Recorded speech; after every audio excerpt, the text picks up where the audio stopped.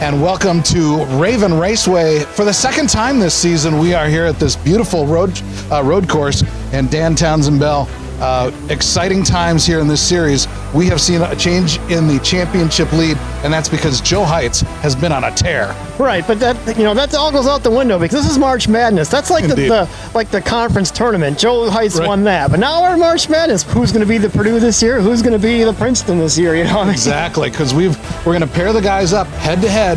You eliminate and move your way up through the bracket, qualify to determine the seeding. And these match races are not very long. You know, no. This is hammer down and go for it. It's all out to the finish.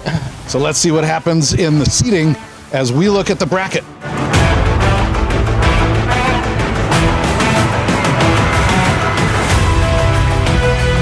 Brad Core, the 8, Steve Riss, the 9. CBD Racing versus Squirrel Shagged Enterprises here. And Squirrel Shagged had a problem there. He puts himself behind the Steve Riss. But now Brad Core went off as well. Now they're back even.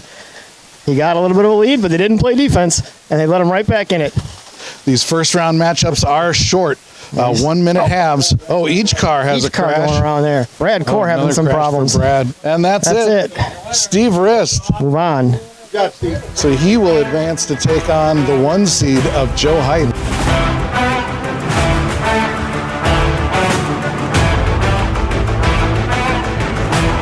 This is your other first-round play-in game. You have your 10 seed, Matt Hayek, the 10th seed, the final seed to get in the red, yellow, and black car. The orange and black car, that's Pete Dorn. He drew a 7. Expected a little bit more, I think, being his hometown track. Dorn is very experienced here, and you can see he's playing at his pace right now and hanging on to the lead early on. The last few seconds now, clock's going to run out, and your hometown hero is going to advance to take on the 2 seed. That's it. There it is. Dean Strom. So there you go, Dorn. Moving on.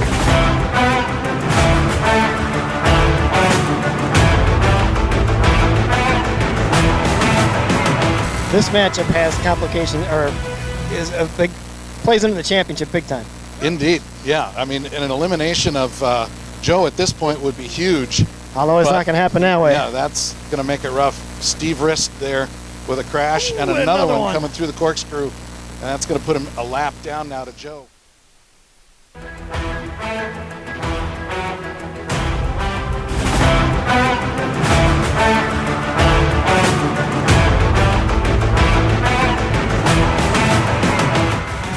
Number 4 and 5 seed ready to go in this round. That's number 4 seed Mike Kristoff. The 5th seed is Bill Black. And Kristoff off to the lead. Black is going to keep his championship hopes alive. He's going to need to advance out of this round. It's not going to happen that way as he had a problem. He's about to go a lap down early on here in that first half. Uneventful action on the court right now. All the action's off the court. We'll see if we can find some. In fact, there they are. I'm not sure whose cheerleaders they're from right there, but there's the cheerleaders right there. We'll show this for a while because the action's really not that good right now on the racetrack as Mike Kristoff holds a 2-lap plus lead over Bill Black. Oh, and here he comes again. This could be our first buzzer beater of the night. There we are. They're side by side. Into the lead goes Bill Black. He's fast, but can it last? Well, oh no! He's back again. Goes back to Kristoff. The lead has changed hands here in the final seconds, and he could hold on. Kristoff could hold on and avoid the upset here. There it is. I think Mike Kristoff holding. He stays off a hard charge from Bill Black.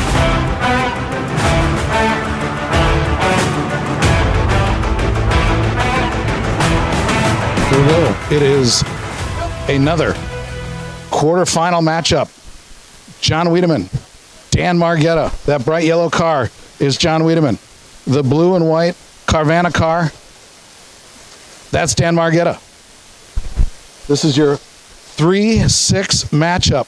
One of the closest races we have had tonight. Oh, a crash down there for Margetta. That opens up a bit of a gap for Wiedemann. Oh, and again, last few seconds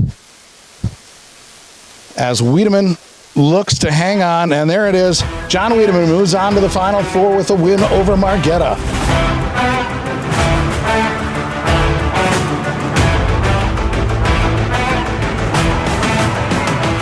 Hometown hero Pete Dorn has already won his first round match. The 7 seed moving up to take on the champ. Yeah. He's the 2 seed tonight. Dean Strom hasn't done much all season, but this is time to shine. Tournament time is when you shine, especially when you're the champ.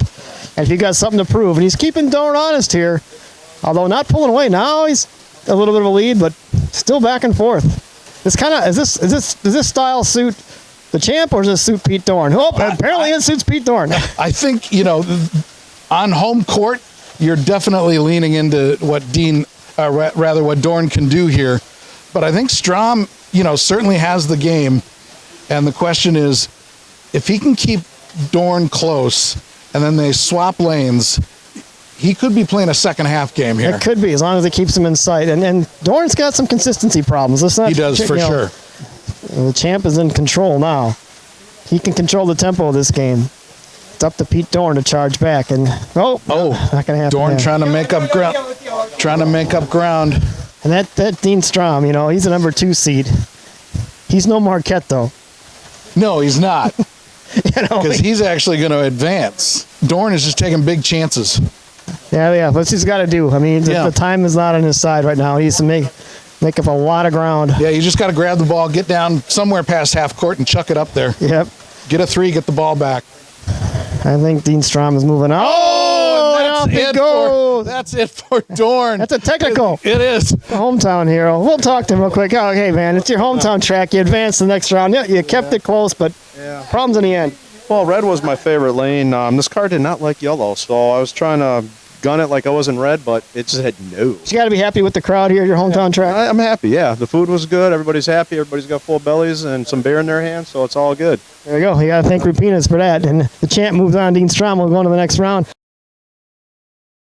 Heading down to our Final Four interviews. We're going to take our first driver in the Final Four for tonight's March Madness, presented by Rupinas. John, this is your chance to make some ground here. I mean, it's kind of the format suits you so far. You've had a pretty good night. Yeah, I had a good race. It was a good battle with Margetta. It was a pretty tight race. Not sure if the car really has the speed that I really want, but we'll have to go see what happens going up against Dean. Maybe I have to pick a lane that he might not be good at. Not sure what that is, but I'll give it a shot. The champ is working out. Hey, Rocky. Take it to the top. Rocky is working out. Come on, baby. You can do it. All right, we're going to get right in here. Come on. Come on. Just one more. Hey. Feel the burn. All right, champ. You can do it. Champ, you got John Wiedemann. Can you beat him? You can do it. Come on. Come on. Come on. All right. Oh, you're at the champ. He's ready. I think you're ready for John Wiedemann. Oh, yeah, brother. I've been warming up.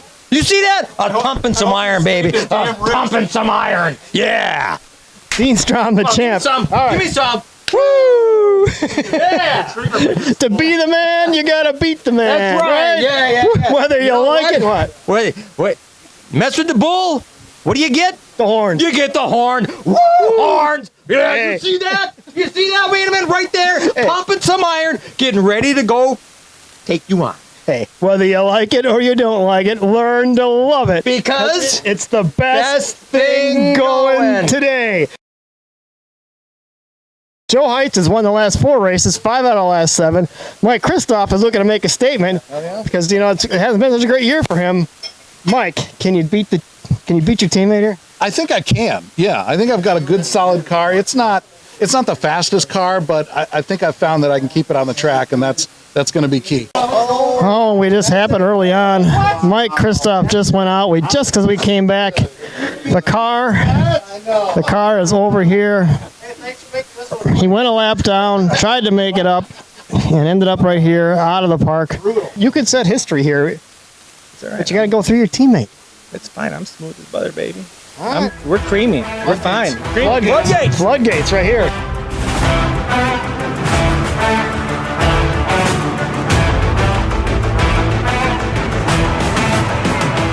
Second semifinal to go take on Joe Heitz.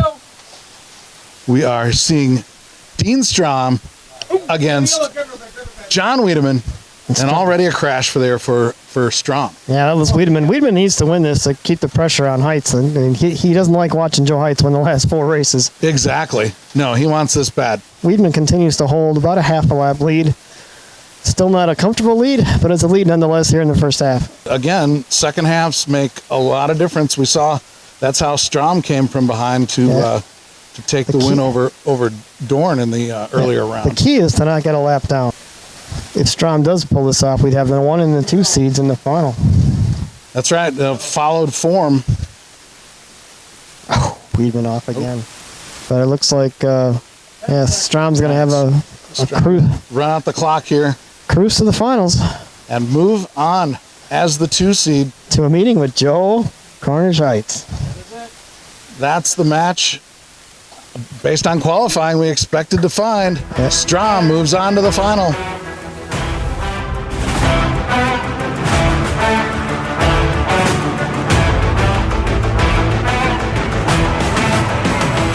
And your TV screen is not fooling you. That's a yellow car out there racing Joe Heitz. Aerodynamic change in Dean Strom. They only brought their short track aerodynamics, and it doesn't work on the inside lane, which you're going to have to run in the second half because of the guardrails.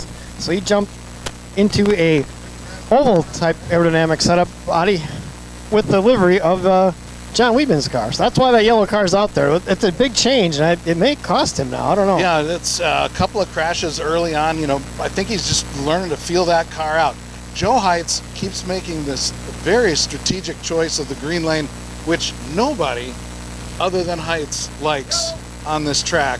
But by doing that, it requires everybody else to make, unusual choices themselves. Right. Because I think Strom probably would have been just as happy to take the red lane. Right, and he would have probably kept his other car, Perhaps. He wouldn't have to run that green lane. But now, that's a couple of spins there. Not for Heitz. The key is Strom needs to. They're on the same lap now. Strom needs to get up there and pressure him. It looks like crash for Strom puts Heitz out front.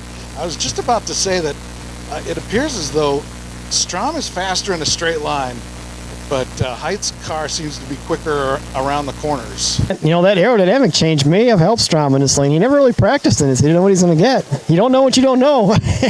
And Strom is closing. here he comes. Oh, could Joe Heitz' strategy backfire? That would be surprising, but yeah, it looks like it's and he gets pressured and he crashes coming out of turn 1 and now again in the infield. And now he continues to struggle. And now it's a 1-lap lead for Strom. Boy, how things change in a hurry. Wow. Did not see that coming at all. Oh, and here we were criticizing the aerodynamic change. That might be the key to this race for Dean Strom. If he can hang on, and again. No one has ever won 5 in a row. It looks like it's going to stay that way in the 30-year history of this league. That's right. We knew it was tough. It was going to be tough to do. He was working out before, and he saw it. He did. He's been strong all night. And that's it. Dean Strom has taken March Madness, presented by Rupinas, and holds off Joe Heitz to finish second tonight. Well, for the first time in like 2 months, in 4 races, we have a new face here in Victory Lane. And it's a familiar one if you followed the series last year. You're the defending champ. You haven't been around much this year, but man, you're back in Victory Lane. Some people call me the champ. I know. So that final was the champ and a champ wannabe. And to be the champ, you got to beat the champ. And guess who didn't beat the champ? Dean Strom. That makes me the champ. Yeah, there it is. Hey, good run though, man. Back in Victory Lane had to be good. Well, I didn't like that. I've not been a big fan of this format, I'll tell you what. But hey, everything just worked out. Team SSE gave me a great car. John Weidman helped me out there with a little aerodynamic adjustment. We made some adjustments at the break, and that at halftime, that's what you got to do. You got to make adjustments. That's how you win in the tournament. And we were criticizing you in the booth because you had that aerodynamic change. We thought it would hurt you in that green lane, but it really helped. You were criticizing the champ? Yeah. Sorry. We're going to bring our track owner, Pete Dorn, in here. He's got the trophy with the net and everything. Hey, Pete. The champ is in the Woo! Here you go, sir. Thank you, Your sir. flag, your trophy. Oh, thank you. Thank you for showing up, man. Always good to be here. Thank you. He's the host with the most, right there. All right. The champ. So, now are we going to see some new floodgates opening now with the champ? No. Wait, I don't like to talk smack. Not at all. Huh? No. I'm not a bragger at all. Pretty humble guy. No, very humble. Very humble. No, you never hear me talking about floodgates. No, not at all. No. You called yourself the Hoover Dam a couple times. No, I'm not much too humble for that. All right, there's the champ. Dean Strom is back in Victory Lane. March Madness is over. We have 2 races left. We have the Shrine coming up, and then the HO Indy 500 to wrap the season up. Oh, I won that one last year, too. Last year? Oh, yeah. Oh, yeah. That's why you're the champ. That's right. I remember that. Okay.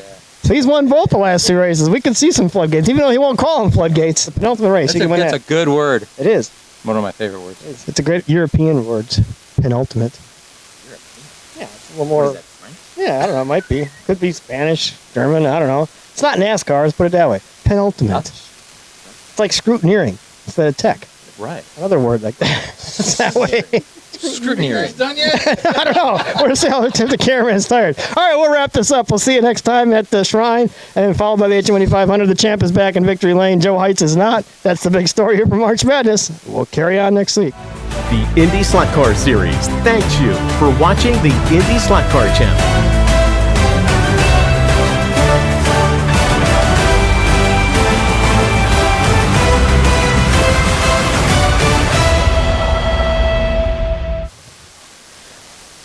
This is where the director holds this shot before they go to break. Yeah, keep holding it, keep holding it, keep holding it, keep holding it. All right, we'll be back after this.